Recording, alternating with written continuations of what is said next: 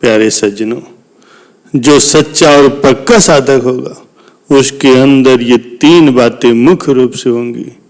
वो है सरलता, सहजता और सजगता। इसी का आज के समाज में सर्वथा अभाव दिख रहा है। व्यक्ति झूठे दिखावे में अपनी सारी जिंदगी समाप्त कर देता है, इसीलिए सरलता उससे कोसों दूर रहती है। दुनिया में जितने भी महान लोग हुए हैं उन सब ने समाज के समक्ष एक स्वाभाविक सरलता का आदर्श प्रस्तुत किया है। उनकी कथनी और करनी में कोई फर्क नहीं होता। जो सच्चा साधक होता है, जो अपनी साधना में पक जाता है, वो समाज को एक दिशा देता है, समाज को एक आदर्श समाज बना देता है। प्यारे सज्जनों, एक बार एक गुरु जी अपने शिष्यों को साधना के बारे में समझा रहे थे। वो कह रहे थे कि साधक को पक्का बनना चाहिए। कच्चा साधक किसी काम का नहीं होता। कच्चे और पक्के साधक की बात सुन करके एक नए शिष्य के मन में एक सवाल उत्पन्न हो गया और उसने अपने गुरु जी से पूछ ही लिया कि गुरु जी, पक्का साधक कैसे बनते हैं? ये सुन करके गुरुदेव मुस्कुराए और बोले, बेटा, हलवाई रोज तरह तरह की मिठाइयां बनाता है जो एक से बढ़कर के एक स्वादिष्ट होती हैं। शिष्य बोला, गुरुजी, लेकिन साधक और हलवाई का क्या संबंध है? गुरुजी बोले, बेटा, साधक भी हलवाई की तरह ही होता है। जिस तरह हलवाई अपनी मिठाइयों को धीरे धीरे पकाता है, वैसे ही साधक को भी साधना से स्वयं को पकाना होता है। जिस तरह हलवे में सभी जरूरी चीजें डालने के बाद भी जब तक हलवा कच्चा रहता है तब तक उसका स्वाद अच्छा नहीं लगता, उसी तरह से एक साधक चाहे जितना ही ज्ञान जुटा ले, कर्मकांड कर ले, जब तक वो सिमरन भजन की अग्नि में नहीं तपता तब तक वो कच्चा ही रहता। जिस तरह मिठाई को अच्छे से पकाने के लिए लगातार उसका ध्यान रखना पड़ता, उसी तरह साधक को भी सदैव सजग रह करके अपनी चौकीदारी करनी चाहिए। गुरुजी ने आगे कहा, जब पकते पकते हलवे से खुशबू आने लगे और उसे खाने में आनंद मिले, तब उसे पका हुआ हलवा कहते हैं। उसी तरह जब साधना, साधक और साध्य तीनों एक हो जाएं, साधक के शरीर से प्रेम की खुशबू आने लगे, तब समझना चाहिए कि साधक पक्का हो चुका है और वो अपनी कार्य साधना के लिए सजग है। अब शिष्य ने गुरुजी से पूछा, गुरुजी, हलवाई की मिठाई के साथ साथ माया भी जुड़ी होती है, उसका क्या रहस्य?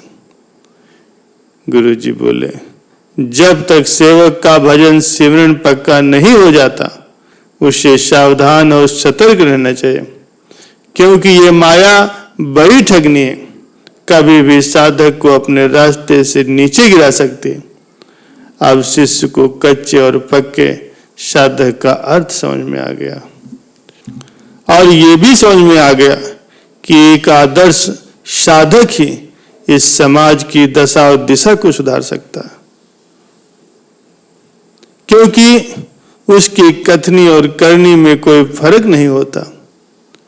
स्वामी विवेकानंद, स्वामी रामतीर्थ और आजकल आधुनिक भारत के सभी संत महापुरुष बेहद सरलता और सादगी से अपना जीवन व्यतीत करते हैं।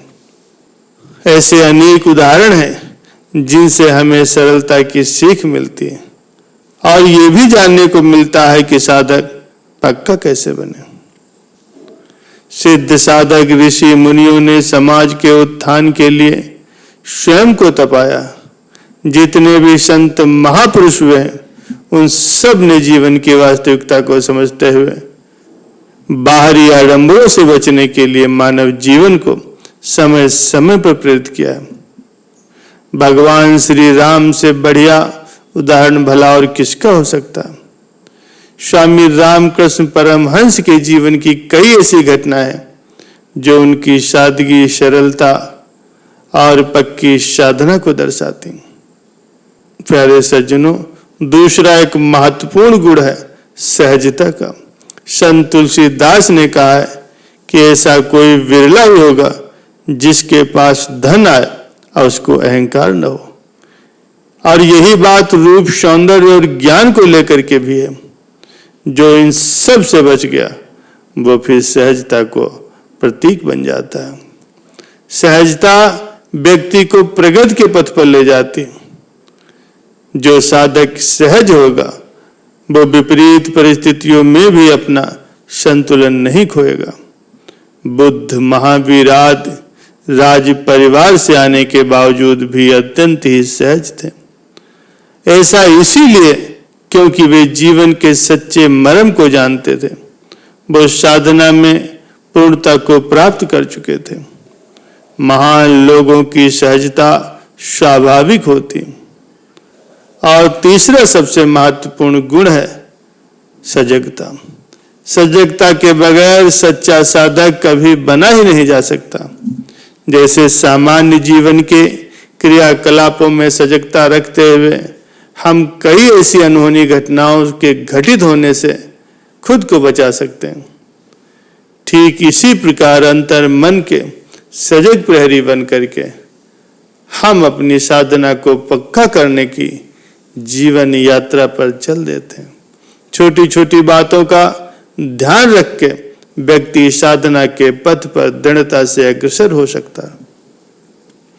काम, क्रोध, लोभ, मोह, मद और अहंकार ये सब मिलकर के हमें हर रोज ही लूट रहे हैं।